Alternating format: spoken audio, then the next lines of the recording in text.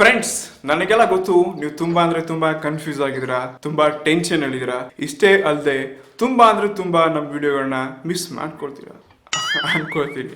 ಹಾಗಾದ್ರೆ ನನ್ನ ಗಡ್ಡದ ಮೇಲೆ ಕೂಡ ನಮ್ಮ ಮನೆಯವರು ತುಂಬಾ ಕಾಳಜಿ ವಹಿಸಿ ತುಂಬಾ ಅಂದ್ರೆ ತುಂಬಾ ಕನ್ಫ್ಯೂಸ್ ಆಗ್ತಿದ್ರಿ ಯಾಕೆ ಇಷ್ಟೊಂದು ಗಡ್ಡ ಬಿಟ್ಟಿದ್ದಾನೆ ಅಂತ.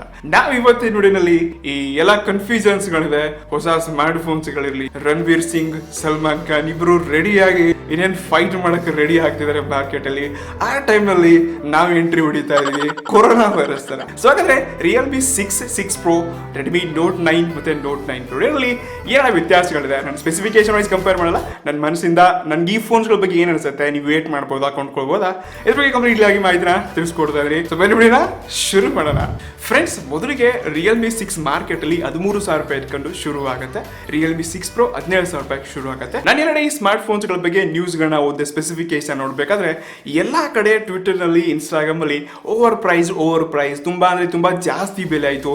ಇಷ್ಟಲ್ಲದೆ ಎರಡು ಸ್ಮಾರ್ಟ್ ಫೋನ್ಸ್ಗಳು 64 ಮೆಗಾ ಪಿಕ್ಸೆಲ್ ನ ಸ್ಯಾಮ್ಸಂಗ್ ಸೆನ್ಸರ್ ಒಂದಿಗೆ IPS ಪ್ಯಾನೆಲ್ ಒಳಗೊಂಡು ಬರ್ತಾ ಇದೆ. ನನ್ನ ಪ್ರಕಾರ ರಿಯಲ್ಮಿ 6 ಏನೋ ಓವರ್ ಪ್ರೈಸ್ ನನ್ಗೆ ಅನ್ಸಿಲ್ಲ. ಒಂದು ಒಳ್ಳೆ ಬಜೆಟ್, ಒಂದು ಒಳ್ಳೆ ಸ್ಪೆಸಿಫಿಕೇಶನ್ ಇದೆ. ಬಟ್ ಮೇಜರ್ ಚೇಂಜಸ್ ನಾನು ನೋಡ್ತಾ ಇದ್ದೀನಿ ಅಂದ್ರೆ ಇವರು ರಿಯಲ್ಮಿ 5 ಮತ್ತೆ 5i ಜಾಸ್ತಿ ಅಪ್ಗ್ರೇಡ್ ಇದೆ ಅಂತ ನನಗೆ ಅನ್ಸಿಲ್ಲ. ಅದೊಂದು ಪ್ರೊಸೆಸರ್ ಬಿಟ್ರೆ ಮಾತ್ರ. ಇನ್ನು ಈ ರಿಯಲ್ಮಿ 6 Pro ನ ಬೆಲೆ ಖಂಡಿತ ಓವರ್ ಪ್ರೈಸ್ ಇದೆ, ಇದ್ರ ಬೆಲೆ ಕೂಡ ಜಾಸ್ತಿ ಇದೆ. 17,000 ರೂಪಾಯಿ ಕೂಡ ನಮಗೆ ಸೂಪರ್ ಆಮ್ಲೆಡ್ ಪ್ಯಾನಲ್ ಕೊಡ್ತಾ ಇಲ್ಲ. ಕಂಪೇರ್ ಟು ನಾವು ರಿಯಲ್ಮಿ X2 ಗೆ ಇದನ್ನ ಕಂಪೇರ್ ಮಾಡಿದ್ವಿ ಅಂದ್ರೆ ರಿಯಲ್ಮಿ X2 ನಲ್ಲಿ ಸೂಪರ್ ಆಮ್ಲೆಡ್ ಪ್ಯಾನಲ್ ಸಿಗುತ್ತೆ, ಇನ್ಸ್ಕ್ರೀನ್ ಫಿಂಗರ್ ಪ್ರಿಂಟ್ ಸಿಗುತ್ತೆ, ಅದೇ 64 ಮೆಗಾ ಪಿಕ್ಸೆಲ್ ನ ಸೇಮ್ ಸೆನ್ಸರ್ ನೋಡ್ತಾ ಇದ್ವಿ. ಇಲ್ಲಿ ಮೇನ್ ಫೀಚರ್ಸ್ ಗಳನ್ನ ಬಿಟ್ಟರೆ ಚೇಂಜಸ್ ನಾವು ಪ್ರೊಸೆಸರ್ ಅಲ್ಲಿ ಮಾತ್ರ ನೋಡ್ತಾ ಇದ್ವಿ. ಇದ್ ಬಿಟ್ರೆ ನಾವು 17,000 ರೂಪಾಯಿ 3,000 ರೂಪಾಯಿ ಜಾಸ್ತಿ ಕೂಡ ಅವಶ್ಯಕತೆ ಇಲ್ಲ ಅಂತ ನನಗೆ ಅನಿಸ್ತಾವ. ಬಟ್ ಖಂಡಿತ ಓವರ್ ಪ್ರೈಸ್ ಅಂತೂ ಇದೆ. ಹಾಗಾದ್ರೆ ಇದೇ ರೇಟ್ಗೆ ಮಾರ್ಕೆಟ್ ಅಲ್ಲಿ ಮತ್ತೆ ರಣಬೀರ್ ಸಿಂಗ್ ಅವರು ಕೂಡ ರೆಡಿ ಆಗಿ ಕೂತ್ಕೊಂಡಿದ್ದಾರೆ.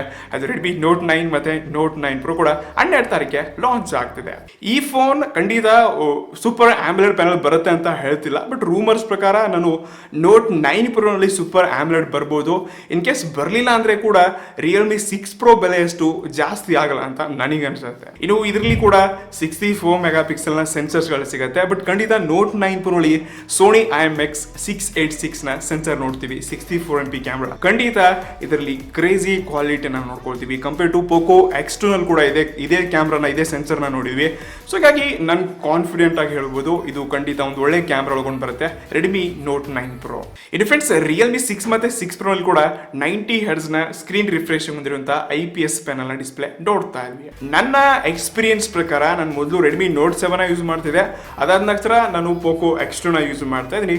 ಎರಡರಲ್ಲಿ ನಾನು ಹೆವಿ ವ್ಯತ್ಯಾಸಗಳನ್ನ ನೋಡ್ತಾ ಇದ್ವಿ. ಟಚಸ್ ಅಲ್ಲಿ, ರೆಸ್ಪಾನ್ಸ್ ಆಗಲಿ, ವಿಡಿಯೋಗಳು ನೋಡ್ಬೇಕಾದ್ರೆ ತುಂಬಾ ವ್ಯತ್ಯಾಸಗಳನ್ನ ನೋಡ್ತೀನಿ. ಬಟ್ ನಾನು ಯಾವಾಗ ರೆಡ್ಮಿ ನೋಟ್ 7 ತಗೊಂಡು ರಿಯಲ್ಮಿ 6 ನ ಪರ್ಚೇಸ್ ಮಾಡ್ತಿದ್ರೆ ಅಷ್ಟೊಂದು ಹೆವಿ ಡಿಫ್ರೆನ್ಸ್ ನೋಡಲ್ಲ. ಬಟ್ ಖಂಡಿತ ಈ 13,000 ರೂಪಾಯಿಗೆ 6 ನಲ್ಲಿ ಈ 90 Hz ಓಕೆ ಅಂತ ತಗೋಬಹುದು. ಬಟ್ 17,000 ರೂಪಾಯಿಗೆ 120 Hz ಆದ್ರೂ ಕೊಡ್ಬೇಕಾಗಿತ್ತು. ಪೋಕೋ X2 ಇವಾಗ ಆಲ್ರೆಡಿ 16,000 ರೂಪಾಯಿಗೆ 120 Hz ಕೊಡ್ತಾ ಇದ್ರೆ ಖಂಡಿತ ಒಂದು ಯೂಸ್ಫುಲ್ ಇದೆ ಗೇಮಿಂಗ್ ಅಲ್ಲಿ ಮತ್ತೆ ವಿಡಿಯೋ ನೋಡ್ಬೇಕಾದ್ರೆ. ಬಟ್ 17,000 ರೂಪಾಯಿ ಕೊಟ್ಟರು ಕೂಡ ರಿಯಲ್ಮಿ 6 Pro ನಲ್ಲಿ 90 Hz ಇದೆ. ಅಟ್ಲೀಸ್ಟ್ ಸೂಪರ್ ಆಮ್ಲೆಡ್ ಕೊಡ್ಬೇಕಾಗಿತ್ತು ಅಥವಾ 120 Hz ಡಿಸ್ಪ್ಲೇ ಇರಬೇಕಾಗಿತ್ತು ಅಂತ ನನಗನ್ಸುತ್ತೆ. ಇದು ಫ್ರೆಂಡ್ಸ್, ಮತ್ತೊಂದು ವಿಷಯ ನನಗೆ ಗೊತ್ತಾಗಲಿಲ್ಲ ರಿಯಲ್ಮಿ ಈ ಸತಿ ಯಾಕೆ ಈಗ ಮಾಡಿದ್ರು ಅಂತ. ಮಾಧವ್ ಶೆಟ್ ಅವರು 6 ಸೀರೀಸ್ ನ ಇವೆಂಟ್ ನಡೀತಾ ಇತ್ತು. ಅದರಲ್ಲಿ ರಿಯಲ್ಮಿ 6 ಒಂದು ಕಡೆ ಮತ್ತೆ ರಿಯಲ್ಮಿ 6 Pro ಒಂದು ಕಡೆ, ಎರಡು ಡಿವೈಸ್ ಗಳನ್ನ ರಿಯಲ್ಮಿ ಜೊತೆನೆ ಕಂಪೇರ್ ಮಾಡಿದ್ರೆ ಇದು ನನ್ನ ಪ್ರಕಾರ ರಿಯಲ್ಮಿನವರು ಬೇರೆ ಫೋನ್ಸ್ಗಳನ್ನ ಬೇರೆ ಬ್ರ್ಯಾಂಡ್ ಜೊತೆ ಕಂಪೇರ್ ಮಾಡಕ್ ಕೇಳಬೇಡಿ ಅಂತ ಹೇಳ್ತಿದ್ದಾರೆ. ಏನೋ ಈ ರೀತಿ ನಂಗೆ ಫೀಲ್ ಆಯ್ತು. ನಾವು ಫೋನ್ ಕೊಂಡ್ಕೊಳ್ತಾ ಇದ್ರೆ ಲೈವ್ ಇವೆಂಟ್ ಅಲ್ಲಿ ಬೇರೆ ಫೋನ್ ಜೊತೆ ಕಂಪೇರ್ ಮಾಡಿದ್ರೆ ಬೆಟರ್ ಅನಿಸ್ತಿತ್ತು. ಬಟ್ ಯಾಕೋ ಏನೋ ಗೊತ್ತಿಲ್ಲ, ಇವರು ರಿಯಲ್ಮಿ X ಮತ್ತೆ 6 Pro ಜೊತೆನೆ ಕಂಪೇರ್ ಮಾಡ್ತಿದ್ದಾರೆ. ಇನ್ನು ಟೋಟಲಿ ನನ್ನ ಅನಿಸಿಕೆಗಳು ಈ ಫೋನ್ ಬಗ್ಗೆ ನೋಟ್ 9 6 ಸೀರೀಸ್ ಅಥವಾ ನೀವು ಕೇಳಿದ್ರೆ ಈ ಮಾರ್ಕೆಟ್ ನಲ್ಲಿರುವಂತಹ ಸಲ್ಮಾನ್ ಖಾನ್, ರಣವೀರ್ ಸಿಂಗ್, ಈ ಓವರ್ ಹೈಪ್ 90 Hz 120 Hz ಈ ಎಲ್ಲ ಕನ್ಫ್ಯೂಷನ್ಗಳನ್ನ ನಾವು ತಲೆಯಿಂದ ತೆಗೆದಾಕಿ ಒಂದು ಒಳ್ಳೆ ಬೆಲೆಗೆ ಒಳ್ಳೆ ಕ್ಯಾಮ್ರಾ, ಒಳ್ಳೆ ಪ್ರೊಸೆಸರ್, ಒಳ್ಳೆ ಸೆನ್ಸರ್ ಯಾವ್ದು ಕೊಡ್ತಾ ಇದೆ ಅದನ್ನೇ ಚೂಸ್ ಮಾಡ್ಕೊಳ್ಳೋಣ ಅಂತ. ನೀವೇನಾದ್ರೂ ರಿಯಲ್ಮಿ 6 ತಗೊಳ್ಬೇಕು, 6 Proನೇ ತಗೊಳ್ಬೇಕು ಅಂತ ಡಿಸೈಡ್ ಮಾಡಿದ್ರಿ ಅಂದ್ರೆ ಕೂಡ ಖಂಡಿತ ವೇಟ್ ಮಾಡಿ, ಆಯ್ತಾ. ಫಸ್ಟ್ ಸೇಲ್ ರಿಯಲ್ಮಿ 6 11ನೇ ತಾರೀಕು ನಡೀತಾ ಇದೆ. 12ನೇ ತಾರೀಕೆ ರೆಡ್ಮಿ ನೋಟ್ 9 ಮತ್ತೆ ನೋಟ್ 9 Pro ಕೂಡ ಲಾಂಚ್ ಆಗ್ತಿದೆ. ಸೊ ಪಕ್ಕ ಇದೇ ಬೆಲೆಗೆ ಅಥವಾ ಇದಕ್ಕಿಂತ ಕಮ್ಮಿ ಬೆಲೆಗೆ ರೆಡ್ಮಿ ನೋಟ್ 9 ಮತ್ತೆ ನೋಟ್ 9 Pro ಒಳಗೊಂಡು ಬರಲಿದೆ. ಮತ್ತೆ ಬೆಟರ್ ಕ್ಯಾಮ್ರಾದಲ್ಲಂತೂ ನಾನು ಕನ್ಫರ್ಮ್ ಹೇಳ್ತಾ ಇದ್ದೀನಿ. ಇವನು ಪ್ರೊಸೆಸರ್ ಅಲ್ಲಿ ಡಿಸ್ಪ್ಲೇ ಎಲ್ಲ ಚೇಂಜಸ್ಗಳು ಆಗತ್ತೆ, ನೋಡೋಣ ಅಂತ. ಸೊ ನಿಮ್ಗೆ ಏನು ಅನಿಸುತ್ತೆ, ರಿಯಲ್ಮಿ 6 ಸೀರೀಸ್ ಚೆನ್ನಾಗಾಗತ್ತಾ ಅಥವಾ ರೆಡ್ಮಿ ನೋಟ್ 9 ರಿಯಲ್ ಕಿಂಗ್ ಬರ್ತಾ ಇದೆ? ಕೆಳಗಡೆ ಕಮೆಂಟ್ಸ್ ಅದ್ರ ಬಗ್ಗೆ ತಿಳಿಸೋಕ್ಕೆ ಮರಿಬೇಡಿ. ಐ ಹೋಪ್ ನಾನು ಈ ಸ್ಪೆಸಿಫಿಕೇಶನ್ ಜೊತೆ ಕಂಪೇರ್ ಮಾಡಲಿಲ್ಲ, ನನ್ನ ಅನಿಸಿಕೆಗಳನ್ನ ತಿಳಿಸ್ಕೊಡ್ತೀನಿ.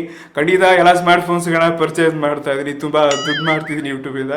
ಸೊ ಹಾಗಾಗಿ ತುಂಬ ಫೋನ್ಸ್ಗಳನ್ನೆಲ್ಲ ಪರ್ಚೇಸ್ ಮಾಡಿ ನಿಮ್ಮ ಮುಂದೆ ಅನ್ಬಾಕ್ಸಿಂಗ್ ಮಾಡ್ತಾ ಇದ್ದೀನಿ. ಸಿಗೋಣ ಅಂತ, ಬಾಯ್, ಟೇಕ್ ಕೇರ್, ಪೀಸ್.